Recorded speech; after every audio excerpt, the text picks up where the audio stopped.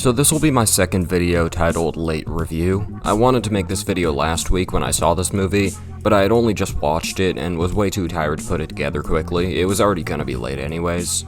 This week I was wondering what I would put out before the big event next week, which I hope you'll stick around for, and I realized there's really nothing stopping me from talking about a film that I actually had an interesting and unique experience with just a few days after it's fallen out of people's minds.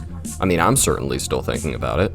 Non-binary director Jane Schoenberg's sophomore release, I Saw the TV Glow, concerns two young kids struggling with their perception of reality and eventually identity. Just like their debut, We're All Going to the World's Fair, TV Glow deals heavily with transgender allegories, but while World's Fair was more subtle with that aspect, TV Glow isn't. It's not exactly shoving it in your face, but if you're under the age of 30 and you're unable to pick up on the queerness, that's fully on you.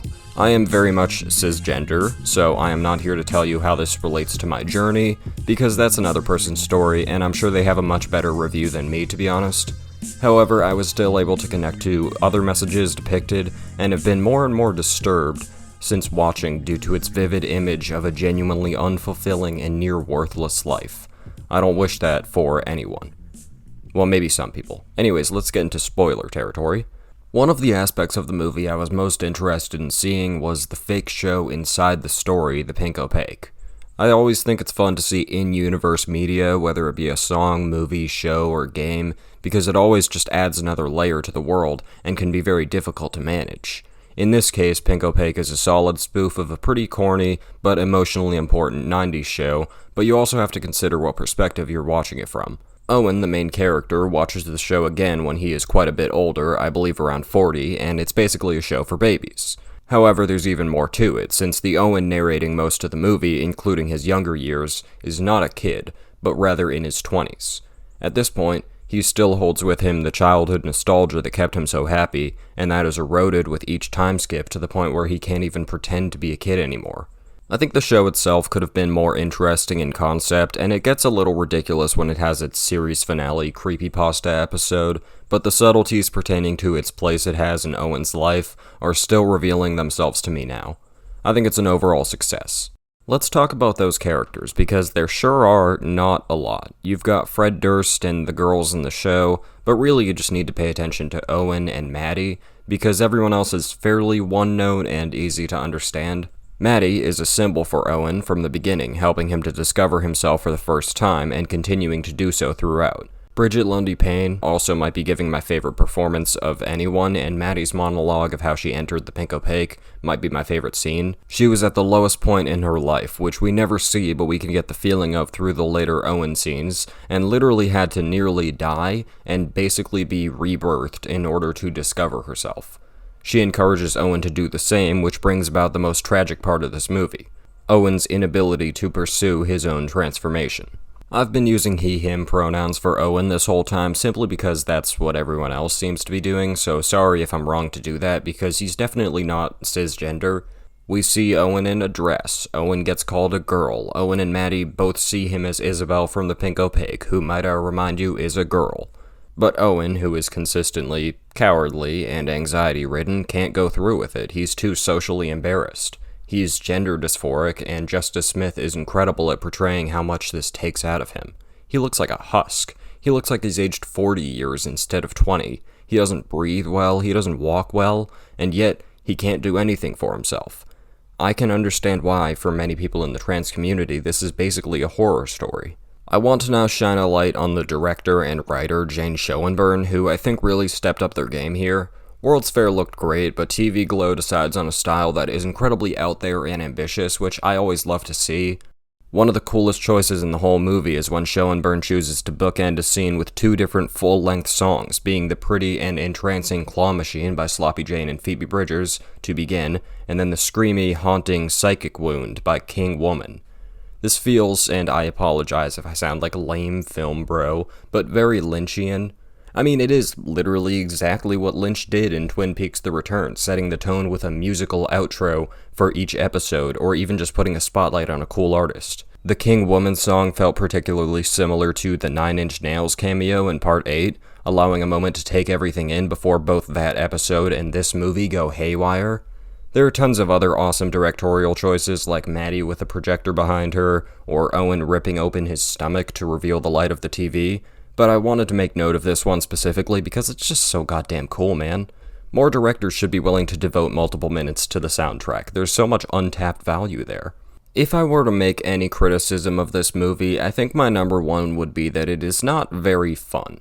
This movie was released by A24, a studio which has a tendency for creating misery. Beau is Afraid is something unlike anything I've ever seen before or since. It had me absolutely quaking in fear, and Joaquin Phoenix delivered like hell.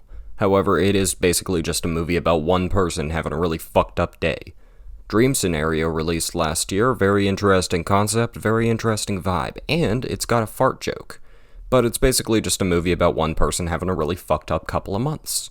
This movie, released right now, is basically just a movie about one person having a really fucked up life. There was a point around Maddie's reintroduction where I was so into it, man. I had this big-ass smile on my face and I was ready to see where it would go next.